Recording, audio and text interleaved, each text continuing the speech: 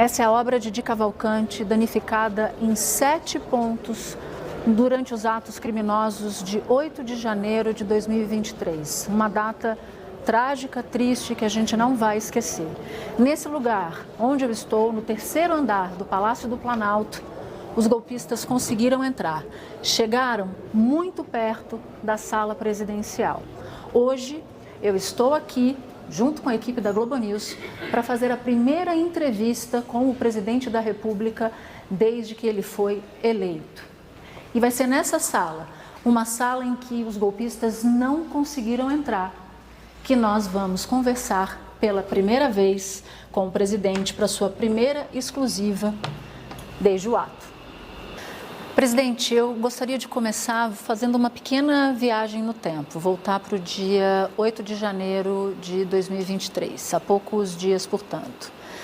Quando o senhor se depara com aquelas imagens do Congresso sendo invadido, do Palácio sendo invadido, do Supremo sendo invadido, com pouca resistência, inclusive, em algum momento o senhor achou que poderia perder o controle do país? Não. Olha, primeiro, eu preciso só contar uma história que começou antes do dia 8, ou seja, que começou no dia 6. Na sexta-feira, eu tomei a decisão de ir a São Paulo, porque eu tinha deixado a minha casa sem ninguém, eu precisava ver a casa, como é que estava. E resolvi visitar Araraquara porque tinha tido uma chuva muito grande, tinha feito um buraco muito grande numa estrada e tinha morrido 6 pessoas da mesma família dentro do carro que foi levado pela enxurrada. E quando eu estou em Araraquara, eu começo a saber das notícias. Começo a saber da notícia, fui para a sede da Prefeitura de Araraquara, fiquei acompanhando pelo computador e as imagens, e eu liguei para o general Gonçalves Dias, que é o chefe do GCNI, e eu dizia, ô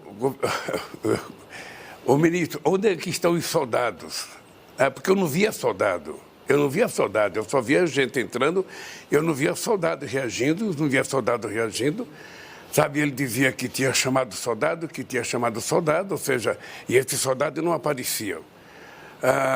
Eu fui ficando irritado porque não era possível a facilidade com que as pessoas invadiram o Palácio do Presidente da República e, na verdade, eles não quebraram para entrar, eles entraram porque a porta estava aberta. Alguém de dentro do palácio abriu a porta para eles, só pode ter sido. Houve conivência de alguém que estava aqui dentro. Então, eu liguei para o Flávio Dino, conversei com o Flávio Dino e decidimos, então, me propuseram fazer uma GLO, eu falei, não vou fazer, ou seja... O que o senhor temia? Porque eu sei que a GLO e a Intervenção Federal na Segurança Pública do Distrito Federal foram 2 ideias colocadas sobre a sua mesa para a decisão. O senhor até chegou a comentar isso num café da manhã com jornalistas. A opção de não fazer a GLO e fazer uma intervenção federal vinha de algum temor que o senhor Não, vinha de uma experiência que eu vi no Rio de Janeiro. Quando fizeram GLO no Rio de Janeiro, o Pezão, que era governador, virou rainha da Inglaterra. Eu tinha acabado de ser eleito presidente da República, sabe? Não tem importância se foi com 2 milhões, com 20 milhões ou com 1 milhão de votos. O importante é que eu fui eleito presidente da República desse país e eu não ia abrir mão, sabe, de cumprir com as minhas funções e exercer o poder na sua plenitude. Foi por isso que nós decidimos, ao invés de GLO, a gente fazer intervenção na Polícia de Brasília, que tinha sido conivente com o caso. Ou seja, havia, sabe, uma visão explícita minha, do Flávio Dino e de todas as pessoas, que havia uma negligência da Polícia Militar de Brasília que permitiu que as pessoas fizessem o que bem entendesse. Ou seja, 4 ou 5 mil pessoas invadiram isso aqui, tinha 50 policiais no Senado que reagiram, tinha quase ninguém dentro da Suprema Corte e quase ninguém dentro do Palácio do Planalto. Ou seja, então nós resolvemos tomar conta da polícia fazendo a intervenção e foi o que deu resultado. Ou seja, quando a polícia teve comando e agiu, a gente conseguiu dispersar as pessoas. Eu fiquei com a impressão que era o começo de um golpe de Estado. Eu fiquei com a impressão, inclusive, que o pessoal estava acatando ordem e orientação que o Bolsonaro deu durante muito tempo. Muito tempo ele mandou invadir a Suprema Corte, muito tempo ele desacreditou do Congresso Nacional, muito tempo ele pedia que o povo andasse armado, que o povo, sabe, que isso era democracia. Sabe, eu acho que a decisão dele de ficar quieto depois de perder as eleições, sabe, semanas e semanas sem falar nada. A decisão dele de tomar a decisão de não passar a faixa para mim, de ir embora para Miami como se estivesse fugindo com medo de alguma coisa, sabe? E o silêncio dele, mesmo depois do acontecimento aqui, me dava a impressão que ele sabia de tudo que estava acontecendo, que ele tinha muito a ver com aquilo que estava acontecendo. Obviamente que quem vai provar isso são, sabe, as investigações. Mas a impressão que me deixava era isso. Possivelmente, esse Bolsonaro estivesse esperando voltar para o Brasil, sabe, na glória de um golpe. Sabe? Eu, então, não podia permitir, Gelior. Eu tinha que tomar a decisão política e tomamos a decisão certa. Por que o senhor acha que essa tentativa de golpe não vingou? Olha, porque eles perceberam que houve uma reação. Imediatamente eu sou agradecido aos governadores que vieram a Brasília prestar solidariedade. Imediatamente a gente se juntou e a gente percebeu que tinha que trabalhar junto, sabe, legislativo, executivo e judiciário. E nós então nos juntamos para garantir a democracia brasileira. E eles perceberam que a gente tinha reagido, eles perceberam que a gente tinha tomado conta da situação e eles então pararam.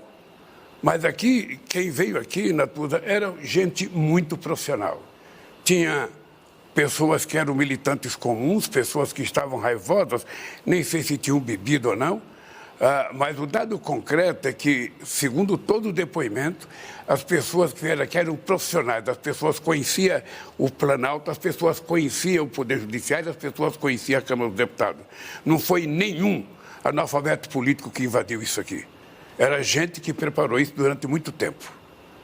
Eles não tiveram coragem de fazer nada durante a posse e nós estávamos...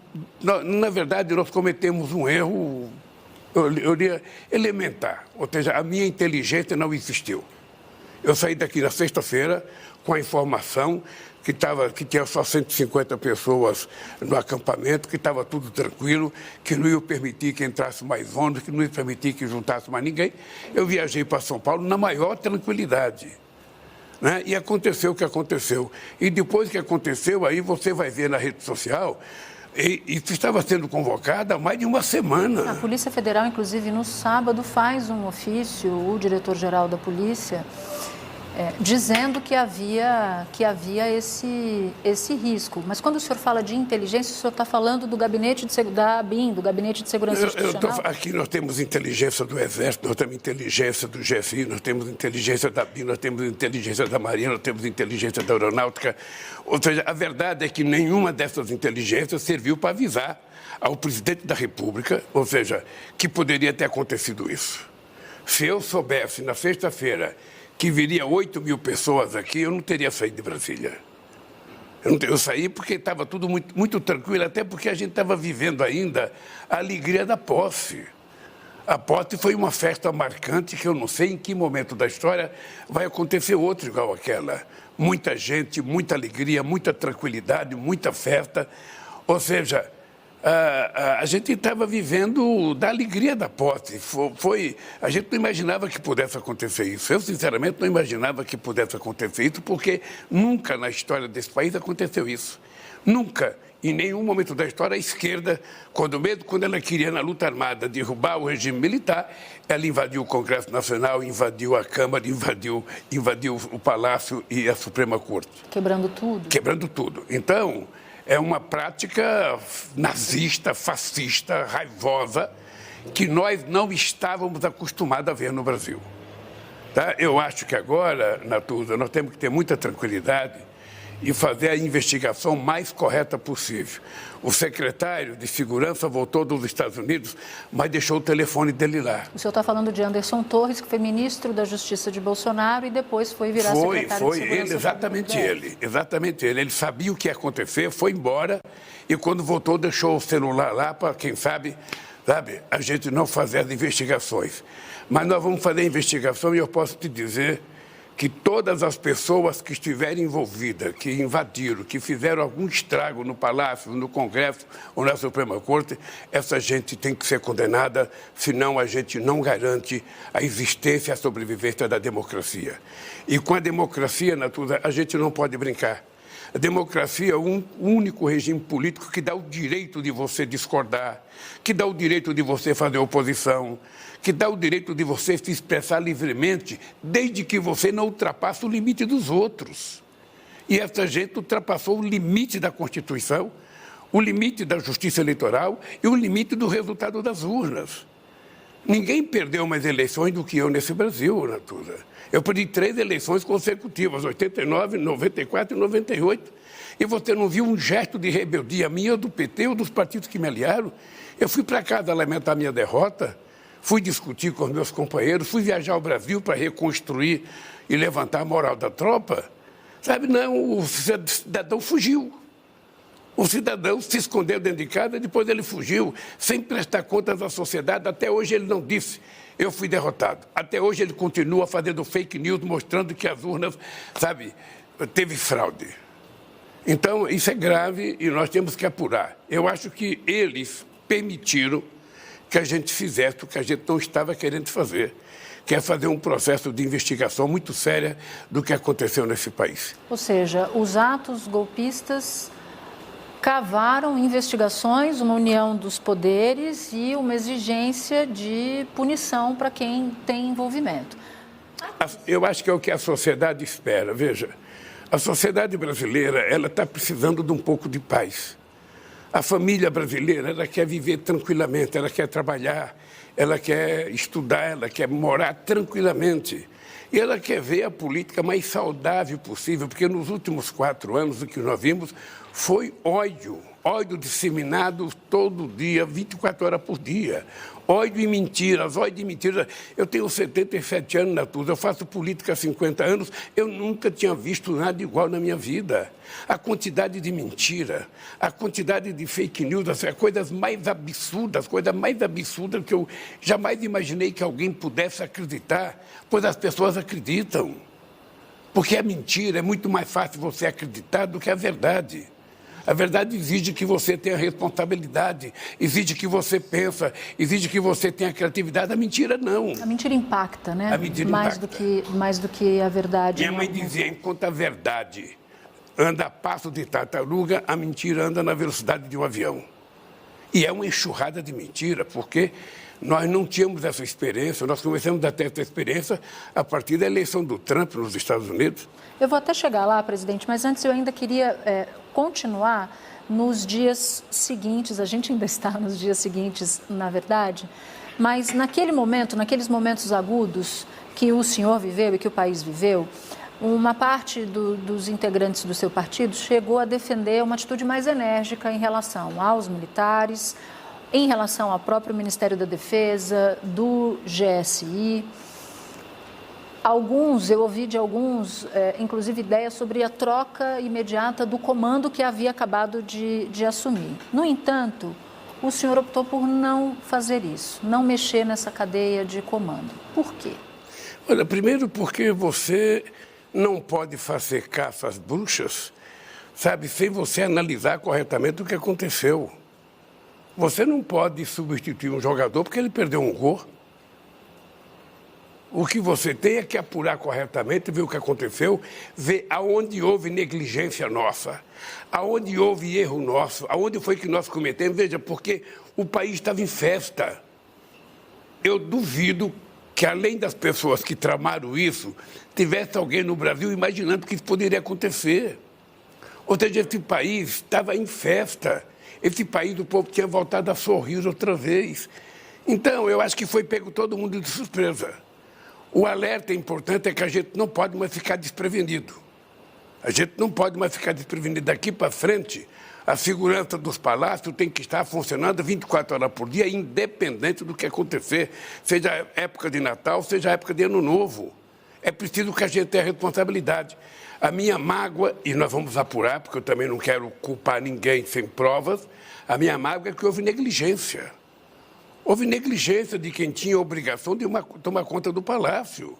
Houve negligência, sabe, não sei se do secretário, de toda a polícia, ou de quem foi a negligência, da Polícia Militar de Brasília, que é responsável por tomar conta, sabe, da cidade, evitar o caos. No dia da minha diplomação já tinha acontecido o caos, e esse caos foi acompanhado de perto pela Polícia Militar de Brasília, e que ninguém foi fotografado e ninguém foi punido.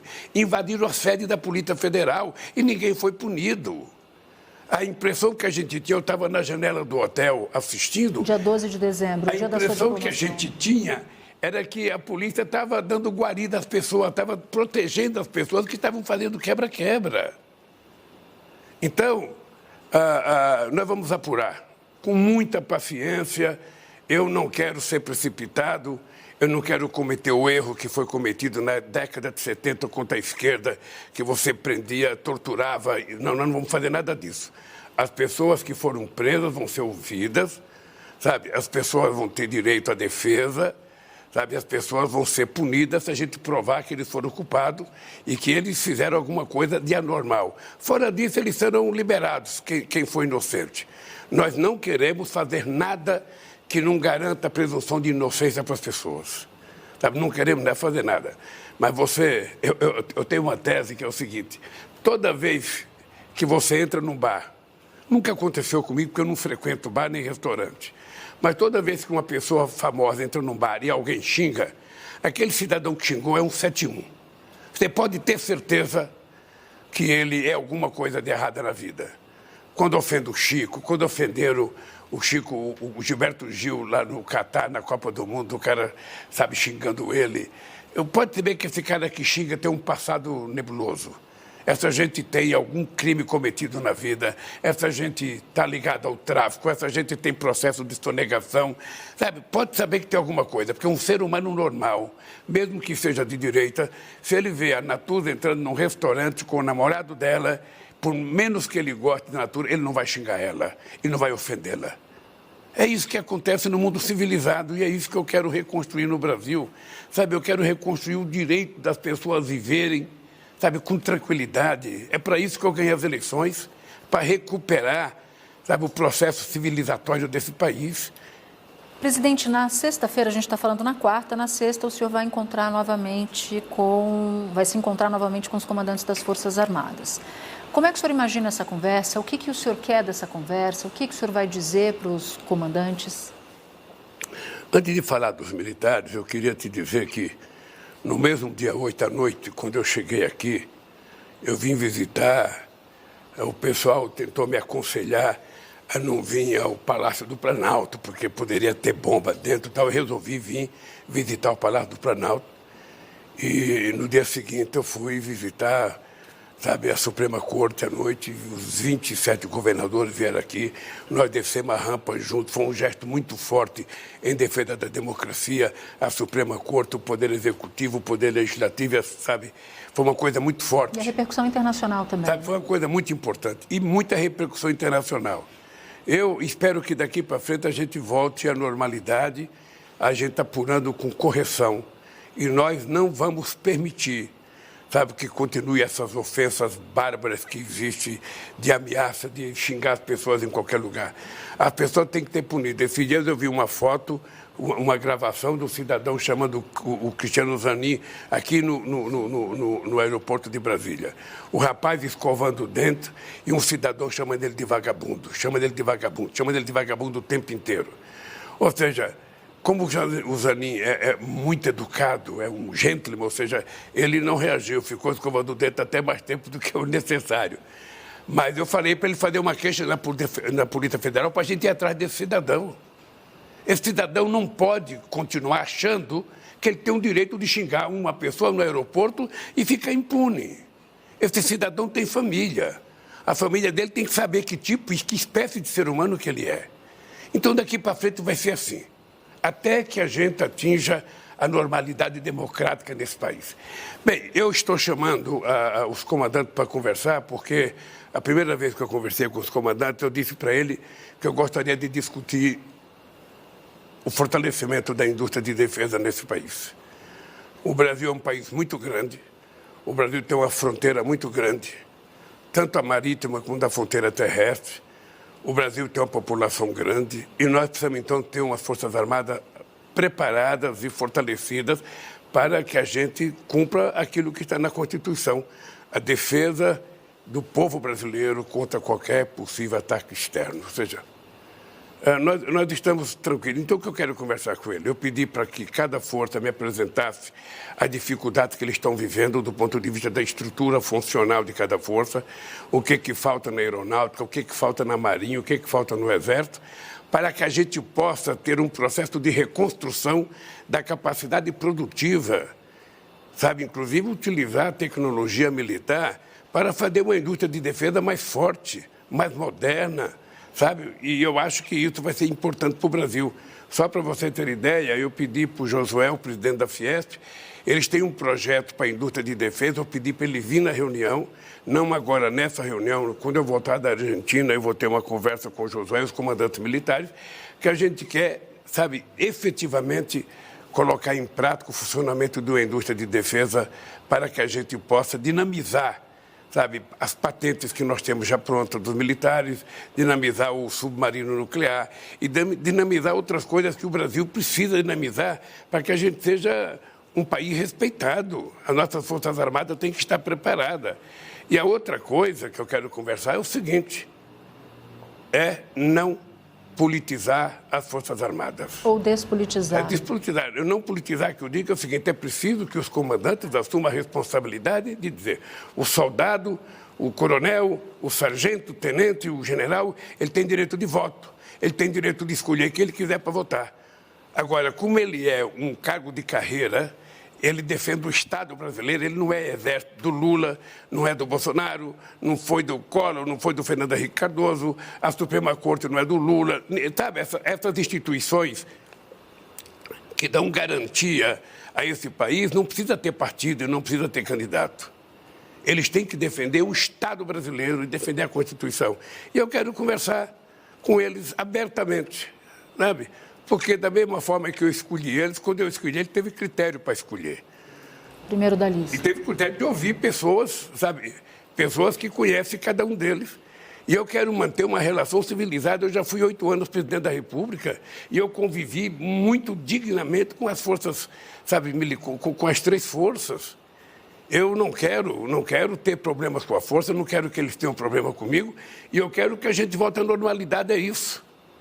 É isso, as pessoas estão aí para cumprir as suas funções e não para fazer política. Quem quiser fazer política, tira a farda, renuncia ao seu cargo, cria um partido político e vai fazer política. Mas enquanto estiver servindo as Forças Armadas, enquanto estiver na Advocacia Geral da União, enquanto estiver no Ministério Público, essa gente não pode fazer política. Essa gente tem que cumprir com a sua função constitucional.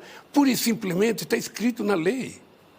E é isso que eu quero que aconteça. E por isso eu vou ter uma nova conversa com os comandantes, vou ter uma conversa com o Zé Múcio. Eu tenho dito para todo mundo, o Zé Múcio é meu amigo de muitos anos. É uma pessoa que eu confio. É uma pessoa de muita habilidade política, por isso que ele foi escolhido. Porque ele é um homem que sempre que possível ele tenta evitar qualquer conflito. E tem gente que não gosta disso. Ele foi alvo de fogo amigo. Tem gente que não gosta disso, tem gente que quer, sabe, sair logo de cara na porrada. Não é assim. Eu acho que se a gente puder conversar, se a gente puder acordar, se a gente puder contemporizar para que a coisa melhore para amanhã, nós temos que fazer. E é isso que eu vou fazer, com muita tranquilidade. O senhor falava da questão militar. Eu estou entendendo que o senhor quer abrir um novo capítulo nessa relação, ou pelo menos que o senhor está disposto a abrir um novo capítulo dessa relação, apesar dos atos golpistas, dos acampamentos que ficaram na frente dos quartéis. Veja, todos que participaram do ato golpista serão punidos. Todos. Não importa a patente, não importa a força que ele participe. Todos que a gente descobrir que participaram dos atos serão punidos. Terão que ser afastados das suas funções e vão responder perante a lei. Agora, eu queria passar pela Amazônia, porque essa reestruturação da indústria de defesa, essa modernização das Forças Armadas, que é uma das pautas do seu encontro, passa por uma atribuição que é das forças, que é preservação do Exército, que é a preservação das nossas fronteiras e da Amazônia, que hoje está sob a guarda do crime organizado. O que fazer especificamente para isso, para proteger a Amazônia? Olha, primeiro eu acho que nós temos que criar, sabe, um agrupamento da Polícia Federal que vai agir mais fortemente na questão da Amazônia, na questão da preservação do clima e vai investir mais forte na questão do narcotráfico nas nossas fronteiras. Ou seja, colocar mais polícia lá. Mais gente. Segundo, a gente vai trabalhar durante esse mandato a perspectiva de criar uma força, um Ministério da Segurança Pública, sabe, com uma missão de muita responsabilidade no cuidado das nossas fronteiras e dos nossos biomas. E por que a gente quer fazer isso? Porque hoje a questão do clima não é mais uma coisa de estudante da USP ou uma coisa de intelectual, não. A questão climática hoje é uma necessidade de você preservar a espécie humana no planeta. E todo mundo tem que ter responsabilidade. Então nós vamos discutir com as Forças Armadas o trabalho que a gente deve fazer muito mais eficaz do que está sendo feito hoje. Sabe, nós inclusive vamos fazer uma fiscalização mais contundente, mais forte, para que a gente possa tomar conta da nossa floresta. Um compromisso que nós temos é até 2030 termos desmatamento zero na Amazônia. E eu vou buscar isso a ferro e fogo. E vou precisar das Forças Armadas, vou precisar da Polícia Federal, vou precisar da força que nós vamos criar para que a gente possa resolver esse problema definitivamente no Brasil. Eu, inclusive, estou tentando marcar uma reunião com os governadores, com os presidentes da Amazônia, com o Equador, com Colômbia, com o Peru, com Venezuela, com a Bolívia e com a Guiana Francesa, para que a gente discuta uma política continental para preservar a nossa Amazônia e saber se esse famoso crédito de carbono existe mesmo, para poder você ter dinheiro para melhorar a qualidade de vida das pessoas que vivem na Amazônia. Só no Brasil são 25 milhões de pessoas que precisam trabalhar, que querem ter acesso a bens materiais e essa gente precisa, sabe, ganhar dinheiro. E a indústria não pode ser poluidora. Então, nós vamos brigar muito para que o mundo desenvolvido, sabe, coloque o dinheiro que existe para que a gente possa preservar de fato e de verdade a Amazônia. Nós não queremos transformar a Amazônia num museu, um santuário da humanidade. Nós queremos fazer com que a Amazônia seja, sabe, preservada a bem do povo da Amazônia, a bem do povo brasileiro e a bem da humanidade. É isso que nós queremos, Natuza.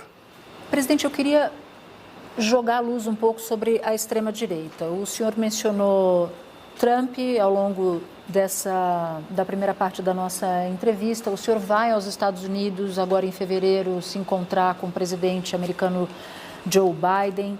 O senhor tem intenção de ou pedir algum tipo de colaboração ou até mesmo conselho, porque lá já aconteceu, né, o que aconteceu aqui há 2 anos, de como enfrentar a extrema-direita e como governar com uma extrema-direita? Olha, a primeira coisa que nós temos que ter claro, Natuza, é que a extrema-direita, ela existe hoje no mundo inteiro. Ela existe na Hungria, ela existe na Itália, ela existe na Alemanha, ela existe na Espanha, ela existe em Portugal. Em todo lugar está nascendo agrupamento de extremas-direitas, com vocações nazistas, com vocações italianistas, sabe, com as mais diferentes formas de agir. Eu tive com o primeiro-ministro grego, o ex-primeiro-ministro grego, ele me disse que na Grécia o discurso é o mesmo, é pátria amada, é a questão da família e de costumes e a questão religiosa. Na Grécia, é quase que um discurso universal. Tá? Então, o que aconteceu? Aqui no Brasil, nós ganhamos as eleições e derrotamos o Bolsonaro. Agora, o que nós precisamos é derrotar essa narrativa fascista que tem no Brasil. E aí nós vamos ter que exigir que as forças democráticas se manifestem. Não importa a que partido político a pessoa pertença, não importa qual é, sabe, a origem social das pessoas. O que nós queremos é que todas as pessoas, sabe, do mais humilde brasileiro ao mais importante brasileiro, ou seja, ao mais importante jornalista, ao mais importante intelectual, que todos se manifestem em defesa da democracia, porque a democracia é a única possibilidade da gente construir uma nação forte e soberana. Então, eu vou lá e vou conversar com com o Biden, eu quero saber como é que ele está visando, porque pela imprensa que eu leio, me parece que o pessoal dos republicanos está ficando mais forte, parece que o discurso radical está ficando mais forte, e me parece que os democratas estão tendo um pouco de dificuldade, ou seja, aí vai ter eleições daqui 2 anos. E é exatamente essa pergunta, porque lá há uma certa reabilitação de Trump, tanto que ele é pré-candidato à presidência da República novamente, com alguma força. A minha pergunta é se esse enredo pode se repetir, se o senhor acha que esse enredo pode se repetir aqui em relação não só à extrema-direita, mas também em relação a Bolsonaro. Se o senhor considera Bolsonaro carta fora do baralho ou esse ainda é um processo que não dá para concluir nesse sentido? Vai depender, se o Bolsonaro é não carta fora do baralho, vai depender da investigação, da participação dele nesse processo todo. Em todas as provocações que ele fez, vai ter muito processo contra ele, ou seja, vai depender muito da justiça. Eu não considero ninguém carta fora do baralho. Não considero ninguém. Sabe, aqui nesse país você sabe que muita gente me considerava carta fora do baralho e eu estou presidente da República outra vez. Então eu não considero ninguém carta fora do baralho. O que eu acho é que nós esperamos que haja mais severidade da justiça na apuração e no julgamento dessas pessoas. Eu quero que todo mundo tenha direito à presunção de inocência, que eu não tive, mas eu quero que todas as pessoas sejam investigadas, porque se o Bolsonaro tiver participação direta no que aconteceu, ele tem que ser punido. E se ele for punido, ele é inelegível. Isso vale para ele, vale para mim, vale para qualquer pessoa. Então, eu vou devagar, sabe, com andor. Eu não vou querer, sabe, dizer o que vai acontecer em 2026. Eu vou aos Estados Unidos conversar com o Biden e eu espero que a gente possa discutir um pouco a democracia no mundo, o que está acontecendo lá e o que está acontecendo aqui, porque é muito parecido, sabe? Então é preciso que os democratas, sabe, digam o que eles vão fazer para ganhar as eleições, porque a gente não pode voltar à normalidade que o Trump criou nos Estados Unidos. Eu tinha visto uma pesquisa que, antigamente, você perguntava para um republicano se ele permitiria que a filha dele casasse com um democrata, apenas 4% dizia que não podia. Hoje, é quase 80% que não pode casar. Ou seja, não é possível. A política não existe para isso. A política existe para você estabelecer cordialidade, debates políticos, divergências e consolidar o processo democrático. Depois, em março, eu vou para a China. Eu vou conversar com o presidente Xi Jinping também, sabe? Porque também na China tem movimentos, a gente sabe menos porque as nossas informações são mais limitadas. Eu vou receber, dia 30 agora, o chanceler alemão, Olaf Scholz. Ou seja, eu quero conversar com ele também o que está acontecendo na Alemanha, porque é um movimento internacional essa extrema-direita. E aí exigiria uma resposta em ter uma articulação internacional como resposta. Então, veja, por isso que eu vou propor, eu já conversei com gente francesa, com gente espanhola, com gente alemã, nós precisamos fazer uma unidade do pessoal progressista e democrático do mundo, fazer uma reunião para a gente estabelecer uma ação de enfrentamento para não permitir o ressurgimento do nazismo ou do fascismo. Sabe, nós precisamos ter competência para convencer a sociedade de que o regime democrático é melhor. Nós temos que estabelecer. E a democracia que a gente vai defender, Natuza, ela só vai ser respeitada pelo povo se você não tiver gente passando fome, se você não tiver gente, sabe, muita gente desempregada morando na rua, se você não diminuir o feminicídio, ou seja, então as pessoas ficam pensando que democracia é essa que eu estou com fome, estou sem emprego, sabe, estou vendo as mulheres apanhar, estou vendo os meninos negros morrer na periferia, que democracia que é essa? Sabe, porque tem muitas favelas que as pessoas admiram mais o bandido do que a polícia. Porque a gente não resolve o problema da violência nas comunidades com a polícia, a gente resolve com a presença do Estado. Se o Estado estiver nas comunidades com saúde, com educação, com lazer, com trabalho, com esporte, a gente consegue diminuir a violência. E é por isso que nós vamos apostar muito na escola de tempo integral, Porque o tempo que esse jovem estiver dentro de uma escola, a gente vai ter garantia que essa pessoa não vai ser vítima de uma bala perdida, como acontece muitas vezes, sabe? Que a bala nem é tão perdida, mas já se criou o estigma de bala perdida, ou seja, e muita gente morre, e de preferência as pessoas pobres e negras da periferia brasileira. Então nós vamos trabalhar muito para que a gente reconstrua a democracia, e a democracia ela só vai vingar se a gente cuidar do povo. Nós temos que cuidar do povo, nós temos que cuidar da família. As pessoas têm que acreditar no governo. O governo tem que ser verdadeiro. Sabe, o governo não pode mentir para a sociedade. A gente vai ter que dizer, sabe, o que vai fazer e fazer aquilo que a gente disse que vai fazer. É por isso que eu não faço muito rompante durante a campanha. Eu lembro sempre de 2003 que eu falei assim, quando eu terminar meu governo, cada brasileiro, sabe, estiver tomando café, almoçando e jantando, eu terei cumprido a missão da minha vida. E aqui no Brasil a mesma coisa, eu vou começar a recuperar o salário mínimo das pessoas, porque o salário mínimo é a melhor forma de distribuição de riqueza. Quando o PIB cresce, só tem sentido esse PIB crescer se o crescimento dele for distribuído entre as pessoas que fizeram ele crescer. Não são os empresários que fazem ele crescer, são os trabalhadores. E muitas vezes os trabalhadores não participam. Esse país chegou a crescer a 10% ao ano e o povo continuou pobre. Quando o senhor fala em recompor já agora ou ao longo do período do mandato? Então, deixa eu lhe falar, as pessoas compreendem, sabe, que a minha situação é delicada. Eu faz 18 dias que eu tomei posse. Eu nem casa para morar eu tenho ainda. Eu vou chegar Acho lá. que é o único caso na história, sabe, do mundo em que o presidente da República não tem onde morar. Eu fui ao Torto saber se eu podia ficar lá depois que o Guedes saiu. O Torto, sinceramente não dá. Eu conheci o Torto, eu morei lá 1 ano e meio. Depois eu morei quando o Fernando Henrique Cardoso era presidente, eu fiquei lá 40 dias. Depois eu morei 1 ano e meio quando eu estava reformando o Palácio do Alvorada. E, sinceramente, sabe, aquilo foi abandonado. Embora o Guedes morasse lá, eu acho que o Guedes só fazia entrar dentro de casa, dormir, trabalhar, atender, mas aquilo não foi cuidado.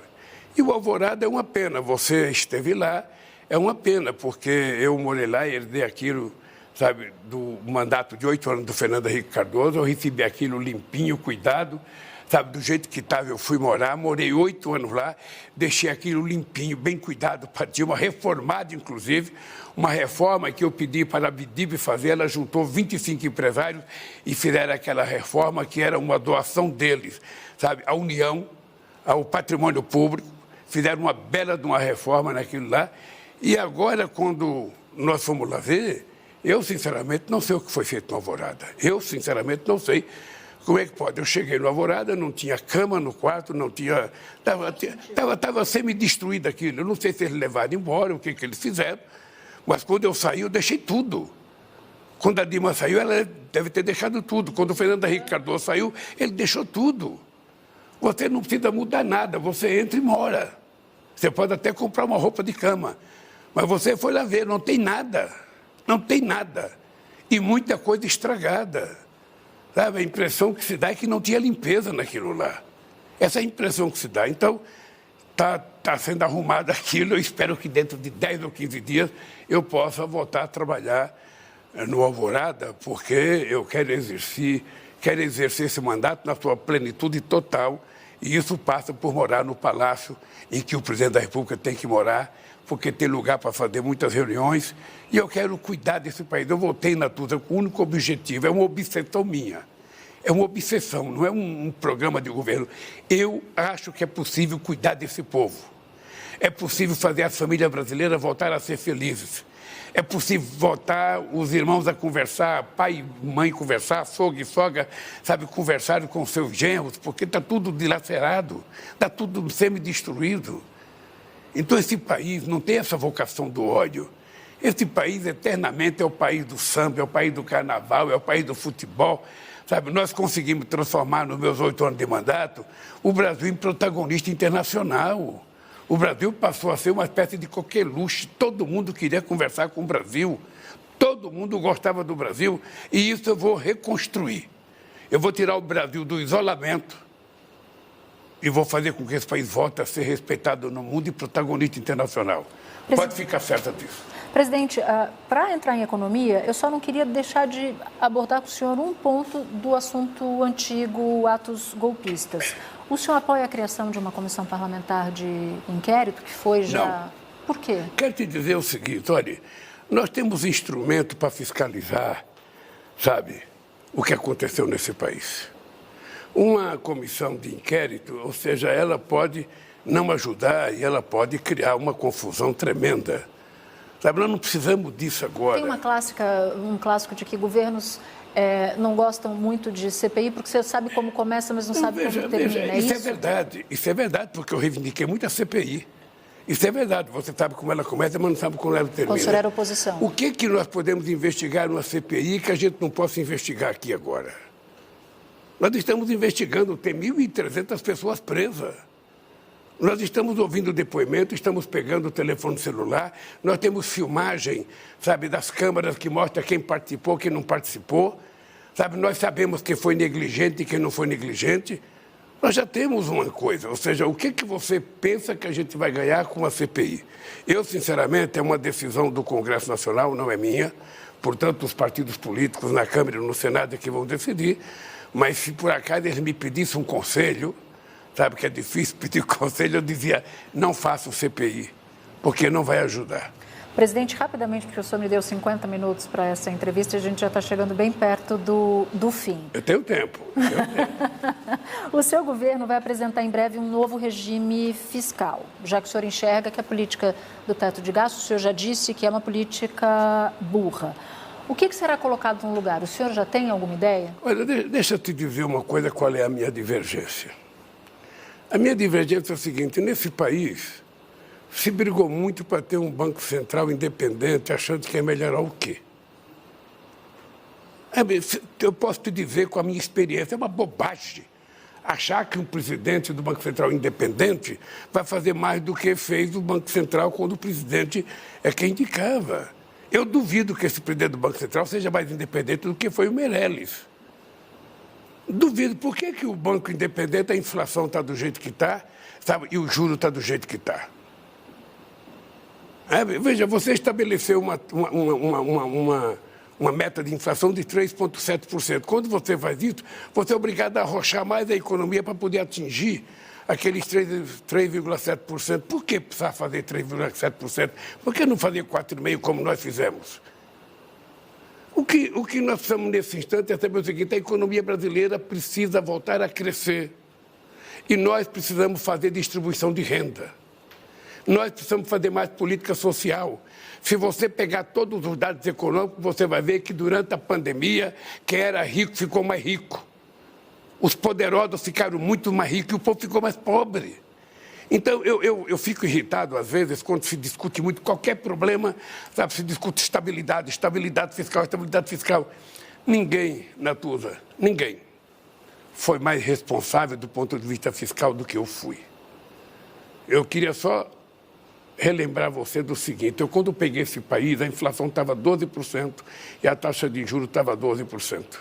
A gente devia 30 bilhões ao FMI.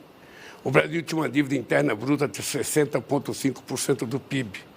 O Brasil, o Malan, sabia todo final de ano em Washington ver se conseguia um dinheirinho para fechar o caixa aqui, atrás do FMI. O que nós fizemos nesse país?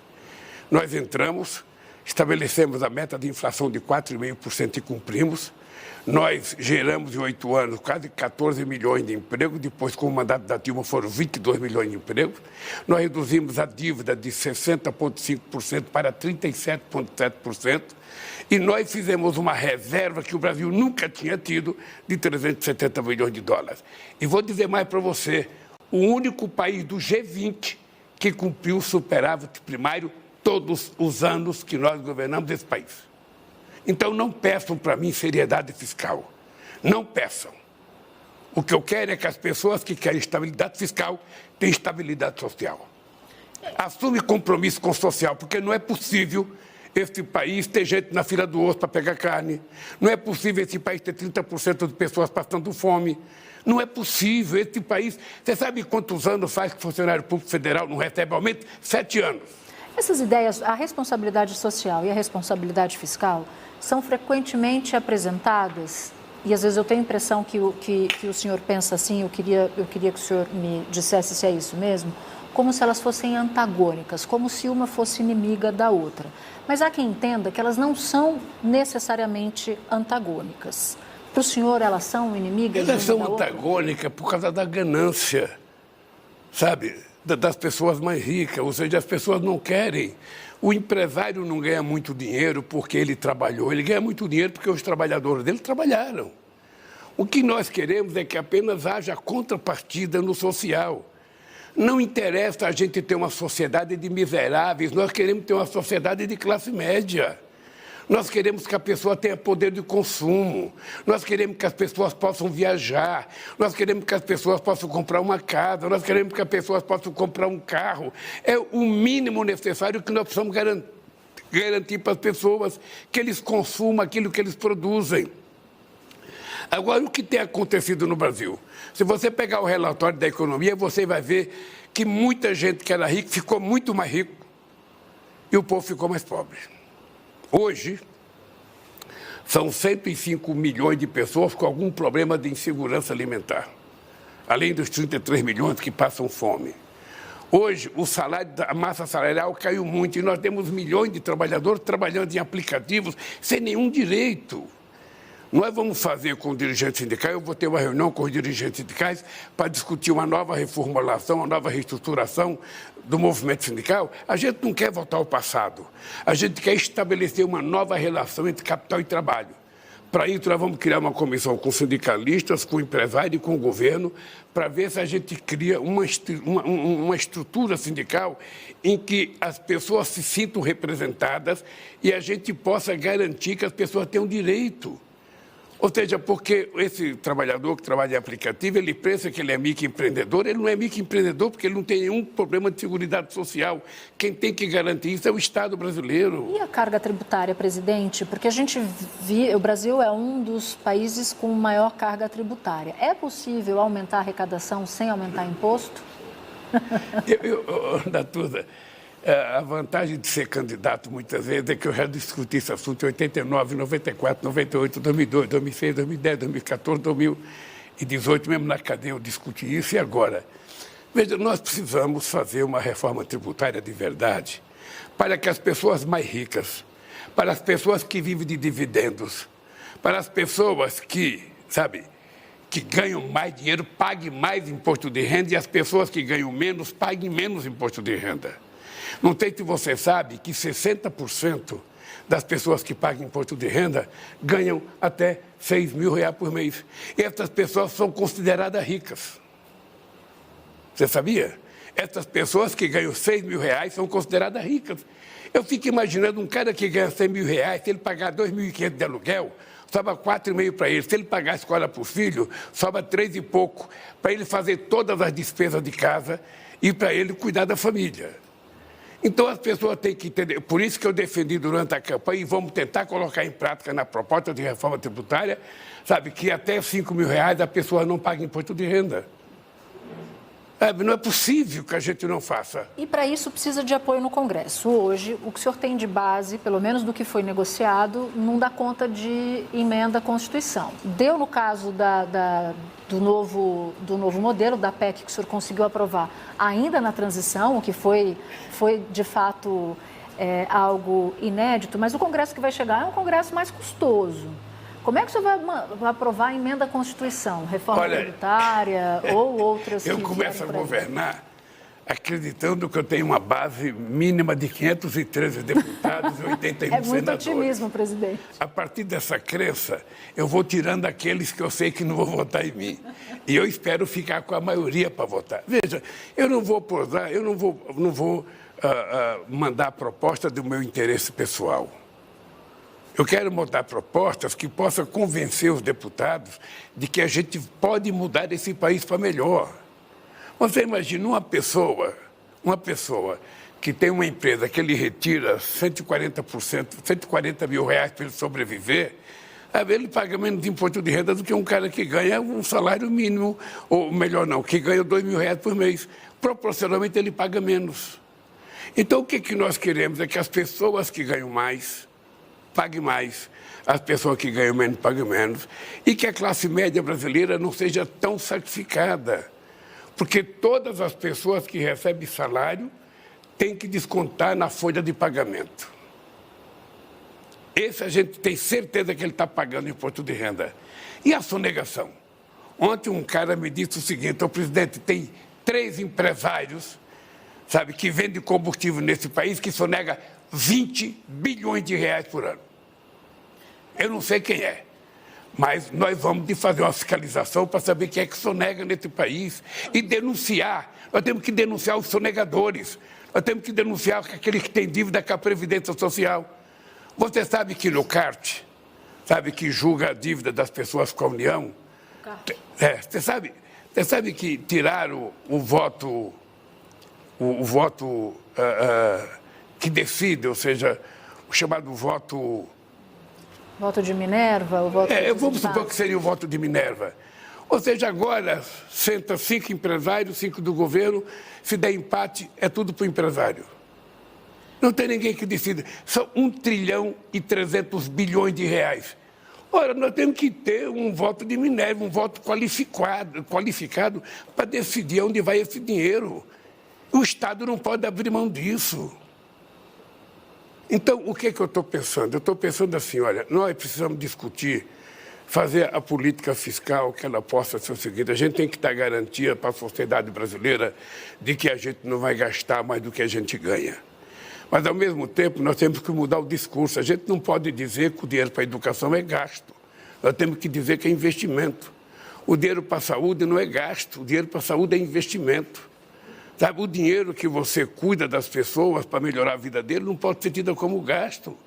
Gasto é o dinheiro jogado fora, gasto é o dinheiro... Vamos pegar o seguinte: venderam a Eletrobras, arrecadaram 36 bilhões de reais. E alugaram o gasoduto pagando 3 bilhões de reais por ano. A pergunta que eu faço é o seguinte: o que foi feito com esses 36 bilhões? Sabe o que foi? Pagamento da dívida. Ou seja, então você vende uma empresa que foi construída pelo povo brasileiro, arrecada 36 bilhões, e esse dinheiro vai para quem? Vai para os credores. Esse dinheiro não poderia ter ido para fazer o Minha Casa Minha Vida? Esse dinheiro não poderia ter ido para o SUS? Esse dinheiro não poderia ter ido para melhorar a escola de tempo integral? Ou será que a única coisa que não é gasto nesse país é o pagamento de juros? Porque tudo mais é gasto. Eu já vi o senhor, inclusive, falar... Se eu for fazer uma estrada é gasto, se eu for fazer uma ponte é gasto, se eu for fazer uma ferrovia é gasto. Agora, a única coisa que não é gasto é pagar quase 600 bilhões de juros todo ano nesse país. Presidente, eu fiz um roteiro aqui de 19 perguntas, consegui fazer 15, porque o nosso tempo acabou. Não, porque o nosso tempo acabou e eu sei que o senhor tem uma agenda. Vamos fazer um outro programa. Vamos, quando o senhor quiser falar, nós queremos ouvi-lo naturalmente. Olha, Tuda, deixa eu dizer uma coisa para você, aproveitando essa oportunidade. Esse é o mandato da minha vida. Eu só voltei a ser presidente da República porque eu acredito que a gente pode recuperar esse país. Eu acredito que a gente pode fazer com que as pessoas possam voltar a viver bem. Você sabe, eu casei em maio do ano passado. Eu não precisaria ter voltado à presidência, eu poderia viver a minha vida com muita tranquilidade. Eu votei, primeiro porque as pesquisas mostravam que eu era a única pessoa capaz de derrotar o Bolsonaro. Tá? E isso aconteceu. Você sabe a quantidade de dinheiro que eles gastaram o ano da eleição. Você sabe a quantidade de dinheiro que foi jogado nesse país. Nós ganhamos as eleições. Então, agora eu tenho 4 anos. Eu quero me dedicar 24 horas por dia. A Janja sabe disso. A Janja é minha parceira. Ela sabe que ela tem que trabalhar também. Ela vai fazer o que ela quiser fazer. Ela não é obrigada a ter uma agenda comigo. Ela vai comigo quando ela quiser ir comigo. Mas ela vai fazer o que ela quiser, porque nós dois queremos ajudar a reconstruir esse país. É minha profissão de fé agora, sabe? É uma coisa que eu trago na minha consciência, é meu compromisso com o povo brasileiro. E eu vou me dedicar. Pode ficar certo que eu vou me dedicar, sabe, como jamais me dediquei a alguma coisa para tentar consertar esse país. Se isso acontecer, aí eu terei cumprido outra vez a missão da minha vida. Esse é meu compromisso com o povo brasileiro. A imprensa vai ser bem tratada por mim, sabe?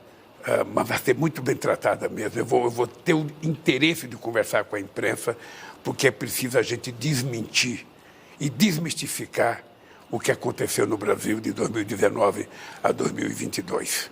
Essa mentira tem que desaparecer. Isso é um período turvo da nossa história que nós precisamos apagar. Presidente, muito obrigada pela entrevista. Muito obrigada por me receber na sua primeira entrevista exclusiva. Obrigado a você, Natália. Obrigada. Obrigado.